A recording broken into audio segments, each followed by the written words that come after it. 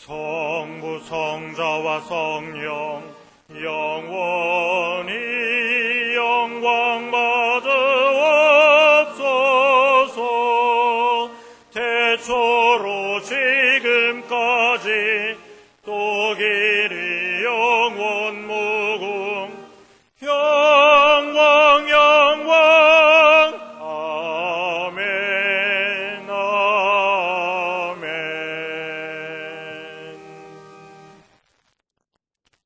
예수께서 또 일러 가라사대 나는 세상의 빛이니 나를 따르는 자는 어두움에 다니지 아니하고 생명의 빛을 얻으리라.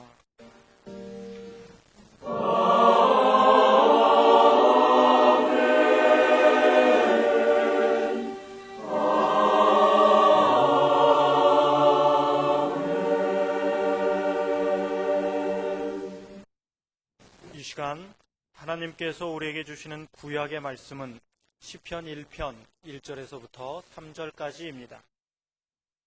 제가 가진 성경으로는 804쪽입니다.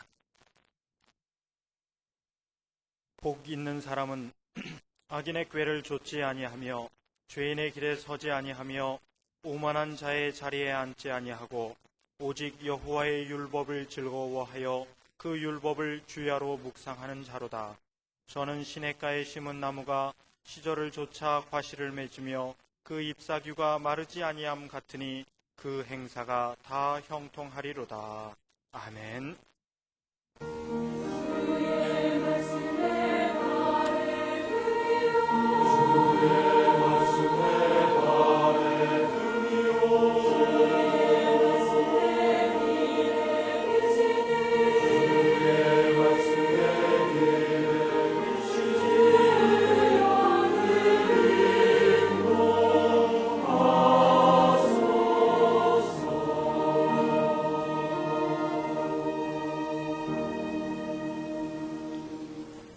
하나님께서 우리에게 주시는 신약의 말씀은 히브리서 4장 14절에서부터 16절까지입니다. 제가 가진 성경으로는 356쪽입니다. 그러므로 우리에게 큰 대제사장이 있으니 승천하신 자 곧 하나님 아들 예수시라. 우리가 믿는 도리를 굳게 잡을지어다. 우리에게 있는 대제사장은 우리 연약함을 체휼하지 아니하는 자가 아니요 모든 일에 우리와 한결같이 시험을 받은 자로 돼 죄는 없으시니라. 그러므로 우리가 긍휼하심을 받고 때를 따라 돕는 은혜를 얻기 위하여 은혜의 보좌 앞에 담대히 나아갈 것이니라. 아멘.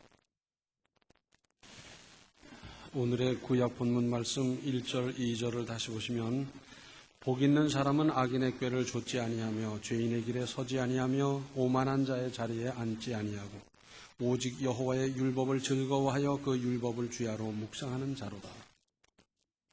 악한 사람, 죄인과 멀리하면서 하나님의 말씀에 집중하고 즐거워하며 그 말씀대로 사는 사람에게는 3절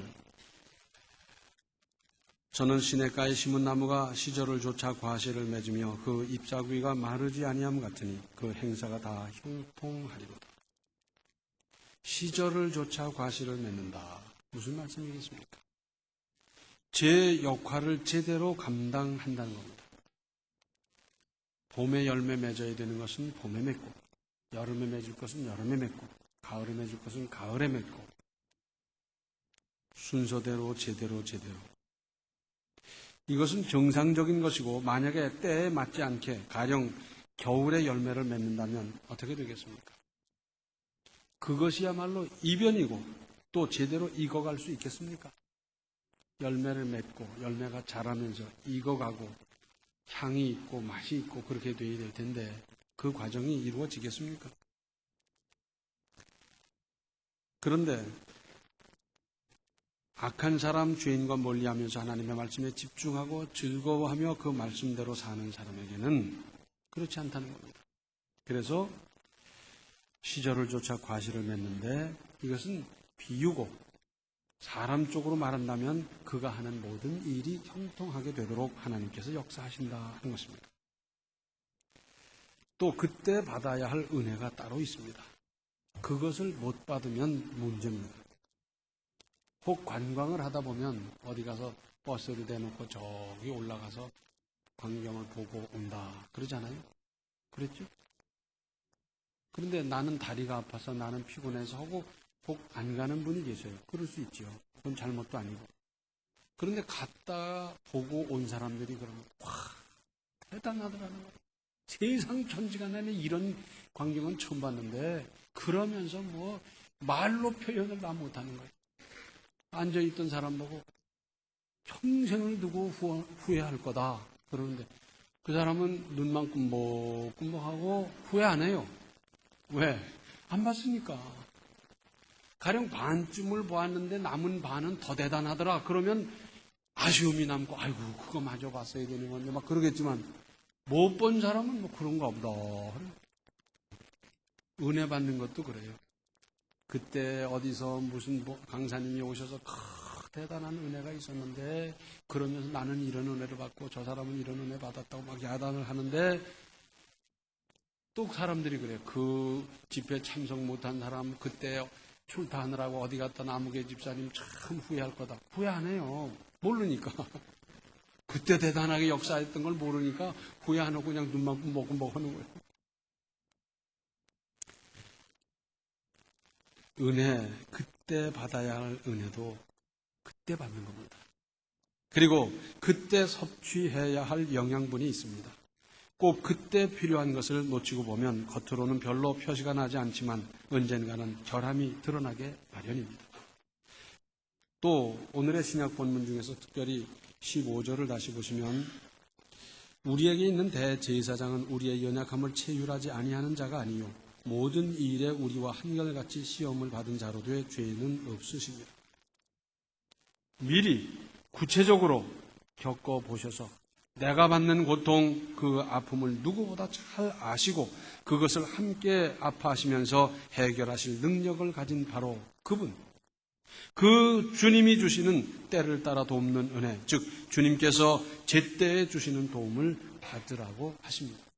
그리고 그러기 위해서는 담대하게 나아가라는 겁니다. 내가 죄가 있는데 나가도 될까? 난 바쁜데 다음에 가면 안 될까? 그러지 말고 어떤 장애가 있든지 담대하게 나아가라는 겁니다. 그러면 제때에 주시는 도움을 받을 수 있다는 거죠. 또 이 말씀 가운데는 바로 꼭 필요한 그때에 주시려고 예비해 놓으신 은혜가 있다 하는 것입니다. 주님께서 제때에 주시는 은혜가 여기 예비되어 있습니다. 우리 부흥회 이번에 받아야 될 은혜 천국 잔치를 준비해 놓고 있지 않습니까? 잠언 15장 23절을 개정판으로 보면 적절한 대답은 사람을 기쁘게 하니 알맞은 말이 제때에 나오면 즐겁다 그랬어요. 주옥 같은 말도 때를 놓치면 무슨 의미가 있겠어요? 그런데 알맞은 말이 제때에 나오면 즐겁다 그랬는데 요약하면 알맞은 것이 제때에 쓰일 때의 효과와 적절함과 제 몫을 다한 것에 대한 만족한 마음을 읽을 수 있지 않습니까?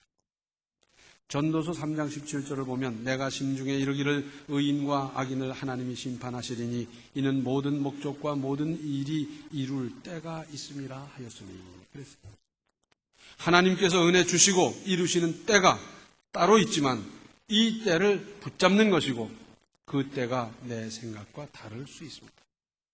내 마음 같아서는 지금 급히 돼야 될 것 같은데 늦어지는 수도 있고 나는 10년, 20년 후에 되는 일인가 보다 했는데 갑자기 내게 닥쳐올 수도 있고 그렇지 않습니까?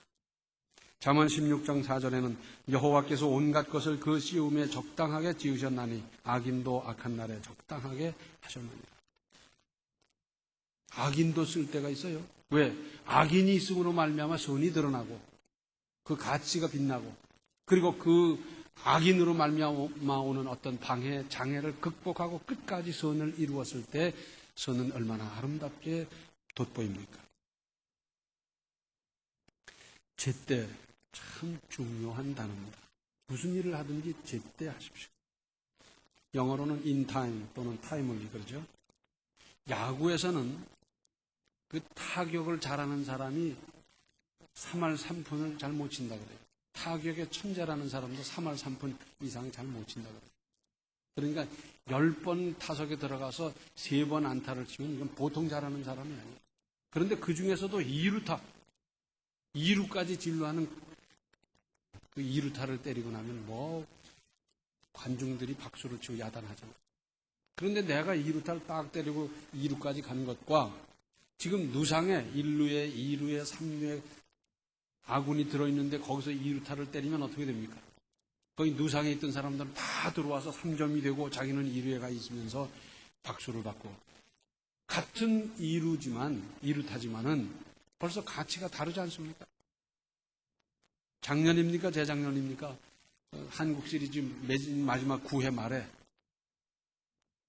이승엽 선수가 홈런을 때림으로 점수가 뒤집히고 우승이 뒤집히고 그러면서 굉장했던 일. 평소에 치던 홈런도 홈런이지만 한국 시리즈 9회 말에 가서 홈런을 때림으로 말미암아 완전히 1, 2등 순위가 바뀌어버렸더랬어요. 제때란 다른 말로 한다면 고린도전서 14장 40절 하반절에 모든 것을 적당하게 하고 질서대로 하라는 말과 같습니다. 사람은 모름지기 하나님의 은혜로 사는 것이고 하나님의 은혜를 받으며 살아가게 만드셨습니다. 만들기 그렇게 만들었기 때문에 하나님의 은혜를 떠나서는 일이 안 되게 돼 있어요. 하나님의 은혜로 살지 않고 다른 방법으로 살려고 하면 틀리게 돼 있어요. 하나님의 은혜로 살고 하나님의 은혜를 받으며 살도록 만들길 그렇게 만들어 놓았어요. 그런데 여기에는 일반 은혜와 특별 은혜가 있습니다. 일반 은혜란 하나님께서 그야말로 일반적으로 주시는 은혜입니다. 믿는 사람이건 안 믿는 사람이건 흑인이건 백인이건 가림없이 주시는 햇빛과 공기와 물과 건강 등등 그런 걸 말하고요. 특별 은혜란 그때마다 하나님께서 특별히 예비하신 내게 꼭 필요한 바로 그 은혜를 주시는 것이고 받는 것입니다.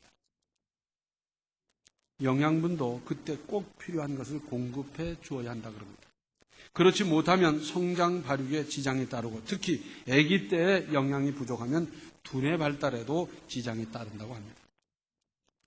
육신 발달 성장에 지장이 있는데 두뇌 발달에는 왜 지장이 없겠어요? 그때 바로 그 은혜를 받아야 합니다. 우리 속담에 호미로 막을 것을 가래로도 못 막는다는 말이 있어요. 처음 발견해서 바로 손을 쓰면 그저 호미로 촉촉해도 금세 다 될 일인데 괜찮겠지 어쩌고 하고 시간 지내다 보니까 나중에는 그보다 훨씬 더 큰 노력과 비용과 시간과 경비 뭐 다 들어도 어렵게 되더라 하는 것 아니겠어요? 제때를 놓치고 나면 나중에 그 일을 하려고 할 때 10배의 노력을 해도 어려운 경우가 허다합니다. 결혼이 그렇잖아요. 그래서 한참 반짝반짝할 때 그때 가야 되는 거예요. 장가도 그때 가고 시집도 그때 가요. 그런데 1년 지나면 10점이 깎이고 2년 지나면 20점 깎이고 3년 지나면 30점 깎이고 나중엔 점수가 없어져 버려요. 이 원리를 아는 부모님은 안타까워서 빨리 그때 보내려고 그러는데 이 원리를 모르는 젊은 사람들은 뭐 나중에 가도 되는 줄 알고 있다가 나중에 30점밖에 안 되고 막 그러잖아요. 제때들 가시기 바랍니다. 농사도 그래요. 모내기철에는 뭐 만사 재백하고 재백사하고 그저 모를 심는 거지 그때로부터 한 달만 늦어도 얘기가 달라집니다. 가을에 모를 심겠습니까? 그럴 수 없잖아요. 제때 심어야지. 그 중에 가장 대표적인 건 뭐냐면 효도하는 겁니다. 사람이 참 미련해요. 나를 위해서 온갖 희생과 수고, 사랑을 다 쏟아부어 주신 부모님. 근데 그걸 구체적으로 느끼는 건 언제냐? 저도 시집장가 가서 아기를 3남매쯤 길러봐야 그때 안 돼요. 그랬죠? 안 그래요? 이제 그것을 구체적으로 깨닫고 우리 부모님들이 우리 기를 때 그때는 세상 참 불편하고 힘들었는데 그 가난한 때 어떻게 기르셨을까?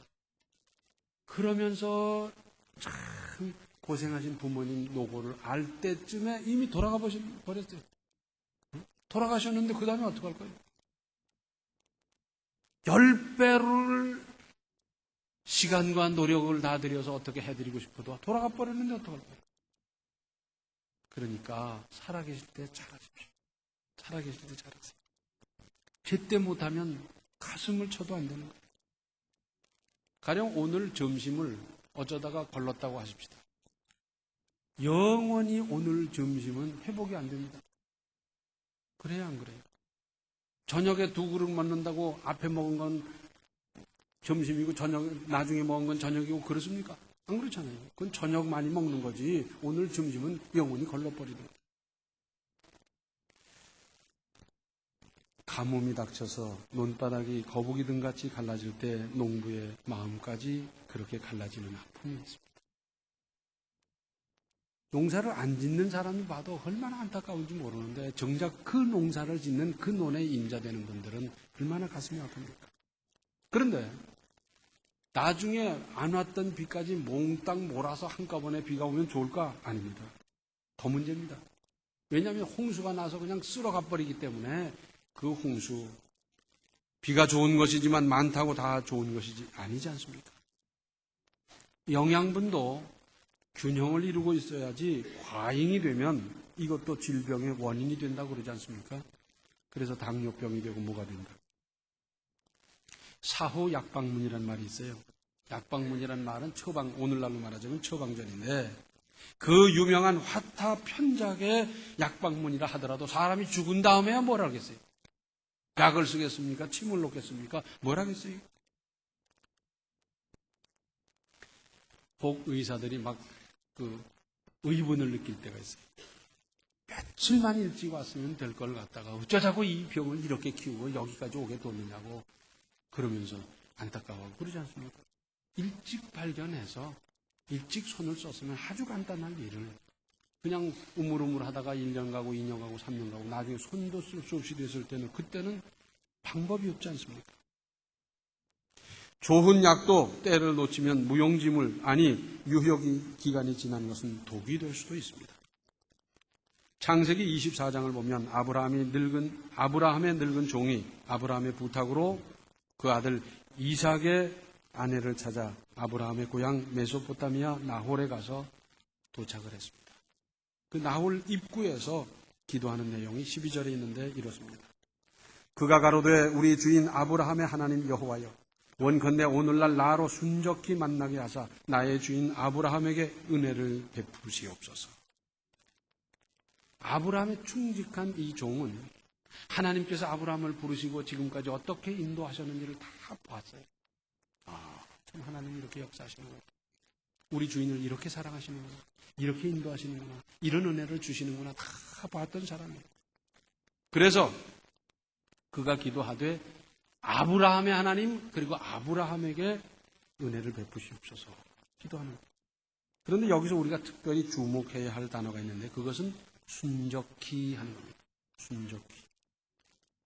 이 말의 뜻은 순리를 따라 자연스럽고도 적당하고 적합하게 하는 뜻입니다. 그래서 우리가 기도할 때도 이 단어를 좀 많이 사용하십시오. 순적하게 응답해 주십시오. 순적하게 이루어지게 해 주시옵소서. 순적하게 참 좋은 단어예요. 한번 생각해 보십시오. 전권을 위임받아서 이 신부 자리를 간택해서 데려가야 될 텐데 어떻겠습니까? 일껏 데려가는데 퇴짜 맞으면 그게 어떻게 되는 겁니까? 기도 하나 할 수 있어요? 키가 너무 크면 거랑맞게 보이고 키가 너무 작으면 또 되겠습니까? 그래서 크지도 작지도 않고 뚱뚱해도 안 되고 너무 말라깽이도 안 되고 지혜가 있되 겸손하고 그래도 좀 예뻐야 되지 않겠습니까? 좀 적당히 예쁘고 건강하고요. 거기서 이삭의 색식감 고르느라고 석 달 여러를 머물러 있을 수도 없으니까 빠르지도 늦지도 않게 순적하게 만나고 순적하게 일이 이루어지고 순적하게 데리고 가서 혼사를 치를 수 있다.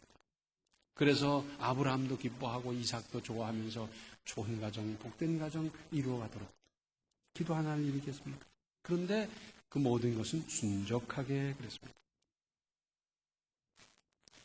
우리 교회에서는 해마다 부흥회를 하는데 해보면 참으로 신비스러운 하나님의 은혜를 깨달을 수 있습니다.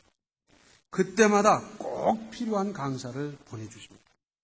반드시 그분을 통해서 주실 하나님의 은혜가 있습니다. 그것은 제가 흉내낼 수 있는 게 아니에요. 왜? 달란트가 다르니까. 그래서 그분 흉내낸다고 되는 게 아니고 그분만이 가진 그분만의 독특한 달란트를 따라 그분을 통해서 베푸실 하나님의 말씀 은혜가 있는 것이지 흉내낸다고 되는 게 아니지 않습니까? 부흥회에 참석해서 은혜 받고 전혀 달라진 인생을 살아간 사람이 얼마나 많습니까? 수도 없이 많지요. 그 예를 들려면 뭐 한도 끝도 없고요. 한 가지만 예를 든다고 하면 영국 산업혁명이 막 이루어질 그때는 이 노동 인력이 부족하니까 어린이 청소년들까지 일하러 가서 뭐 하루에 15시간씩 일도 하고 막 그럴 때였어요. 저 스코틀랜드 블렌타이어 마을에서 하루 종일 죽으라고 일을 하고 피곤한 몸을 이끌고 집으로 가던 청소년 리빙스톤은 그날 마침 교회에 불이 켜 있는 걸 보면서 오늘 무슨 집회가 있다고 그랬지. 그리고 배고프고 피곤하고 고단한데 교회 저 뒷자리에 가서 앉았어요. 그런데 그날 마침 아프리카 선교사 한 분이 오셔서 선교에 대해서 보고를 하고 그러면서 집회를 하는 것이었어요. 자, 우리 아프리카 선교를 위해서 헌금을 하자. 그래서 헌금 주머니가 돌아갔는데 여자 쪽 헌금 주머니는 들어왔는데 남자 쪽 헌금 주머니가 안 들어오는 거예요. 한참 기다려도 안 되니까 목사님이 막 한참 잤는데 왜 안 들어왔느냐? 이 리빙스턴 청소년이 그 헌금 주머니 깔고 앉아버렸어요. 아니 그걸 깔고 앉으면 되나? 했더니 아닙니다 목사님. 저는 제가 여기 들어간 겁니다. 헌금과도 같이 자기는 거기 들어가서 자기 일생을 헌신하겠다는 뜻으로 거기 들어가지를 못하니까 깔고 앉을 수밖에. 그러게 됐어요. 그분은 그 후로 열심히 공부를 하고 그리고 선교사로 가기 위해서 준비를 열심히 했습니다. 그런데 의과대학에 떨어지고 의과대학 들어간 다음에 또 낙제를 하고 신학대학원 입학시험에 떨어지고 신학대학원 마치고 나선 또 그 다음에 목사고시에 떨어지길 밥 먹다 됐던 분이. 그런데 이분이 나중에 아프리카 선교사로 가서 또 의사로서 선교사로서 일을 많이 했더랬어요. 백인들이 아프리카에 가서 나쁜 짓을 많이 했기 때문에 흑인들은 백인만 보면 쏴 죽이는 거였어요. 그러나 리빙스톤에 대해서는 흑인들이 다 와서 무릎 꿇고 절을 하고 높이고 존중하고 그랬더랬어요. 세계에서 묘가 둘 있는 사람은 이분밖에 없어요. 왜 그렇게 되는지 아십니까? 하루는 이 제자들과 더불어 여행을 하다가 이제 조그만 우리로 말하는 주막이랄까 그런 데서 주무시게 되는데 무릎 꿇고 앉아 기도하다가 그대로 세상을 떠나셨어요. 이 제자들이 생각하니까 어떡합니까? 이분 고향이 영국이니까 영국으로 시신을 보내 거기 장례를 치러야 될 텐데 가다가 이 더운 나라에서 다 썩어버리잖아요. 이럴 수는 없다. 그래서 이 내장을 꺼내서 거기다 묻고 이게 묘예요. 그 다음에 그냥 미국 가다가는 또 다 썩어버릴 테니까 햇빛에다 바짝 말려가지고 그리고 제자들이 어깨에 메고 가는데 아프리카에선 이 시신을 옮긴다 그러면 동네에서 허용이 안 되는 거예요. 쏴버리는 거예요. 그런데 이분이 리빙스톤 선생님입니다. 리빙스톤 선교사입니다. 그러면 그 자리에 무릎 꿇고 다 절을 하는 거예요. 여러 날 걸려서 저 한국까지 가서 그 시신은 배를 타고 영국으로 왔고 영국에 묘가 있어요. 그래서 묘가 둘이에요. 부흥회 때 결단하고 그때 헌신 서약한 대로 그대로 일생을 그렇게 살아서 지금까지도 리빙스톤은 아프리카에서 흑인 사회에서 그렇게 존중받고 있어요. 부흥회 때 은혜 받았습니다. 부흥회에 참석해서 낙심하며 희망 없이 살던 사람이 소망을 찾는 경우가 얼마나 많이 있습니까?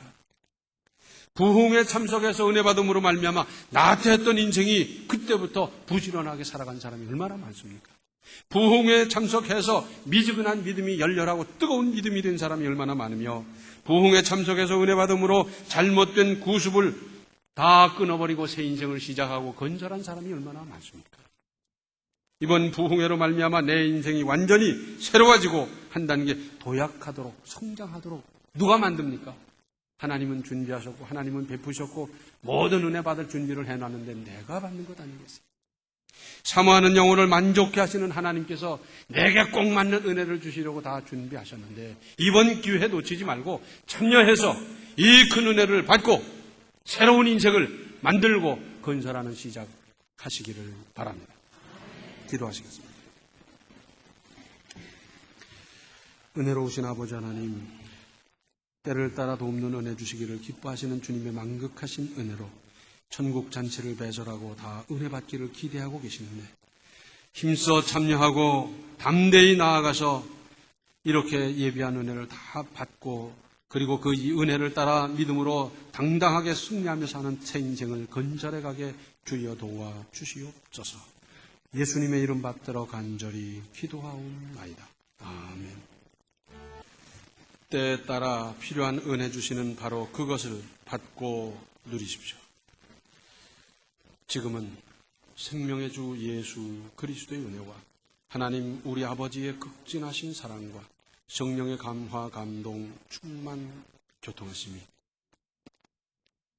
예비한 그 은혜를 내가 받고 내가 새로워지고 내가 큰 역사를 시작하기로 작정하는 모든 성도들 머리 위에 이제로부터 영원토록 함께 계시기를 간절히 축원하옵나이다. 아멘.